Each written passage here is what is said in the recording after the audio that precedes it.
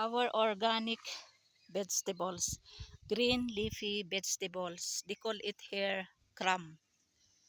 It's like Chinese pichay, as you can see the leaves. There is one sunflower here. This is sunflower. These are all kram. And we have also some eggplants. Yan. Oh, yan eggplants. May kamatis. May green chilies. Tomatoes. Yan oh. Yan, ito yung mga kram. Ayan ang lalaki ng dahon. Kram, they call it hair kram. This kind of leaves. Vegetable leaves.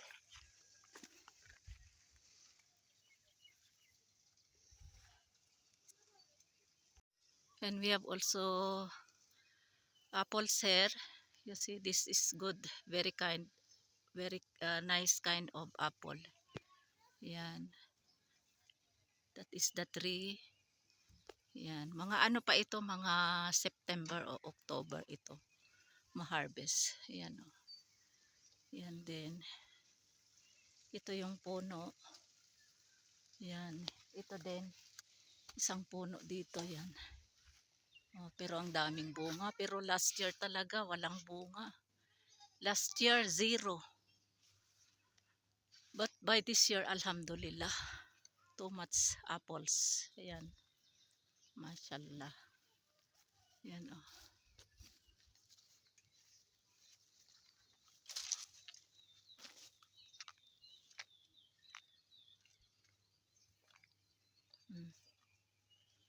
There is also over there, but I think there is little bit fruits there also. There is also apple there, Dad. This one also. We can go near so we can see.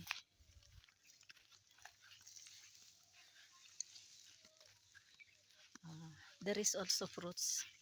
Too much also, mashallah. This is the tree and these fruits also. So by October, Dar, we can get this one, no? Harvest. Ha? November. This one, oh. Meron din doon. Kaya lang maliit. Kunti lang yung bunga, oh. So, ayun. Ito yung marami, oh. Ayan. Oh. Kaya lang mataas. Sobrang taas, oh. Daming bunga sa taas. And this one also. Oh. Tumpok-tumpok. Ayan, oh. Oh. Now our small goats are eating grasses leaves here. Lacking 2 already because last 7 we give sacrifice kurbani because today is 9. Yan. Ano ngayon? Monday. Today is Monday and time check is 9:10 AM.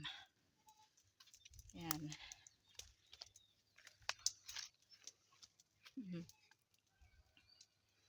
You see our corns now, it's big.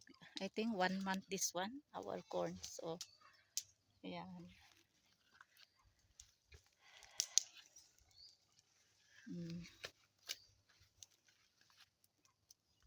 I get also our native garlics because no more is stock for me up to use for cooking. So I get big one.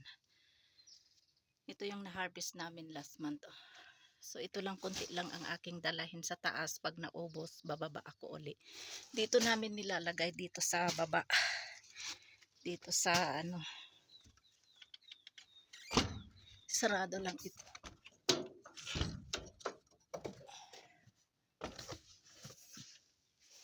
Yan. Dito sa baba. Ito naman yung ano, bahay ng kambing dito. Yan. Ito yung puno ng apricot. Yan. So, aakyat na ako.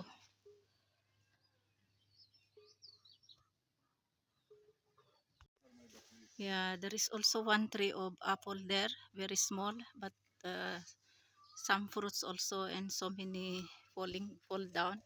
So my husband get it to give for our goats. Ayan o yung yan puno. Maliit pero may mga bunga oh.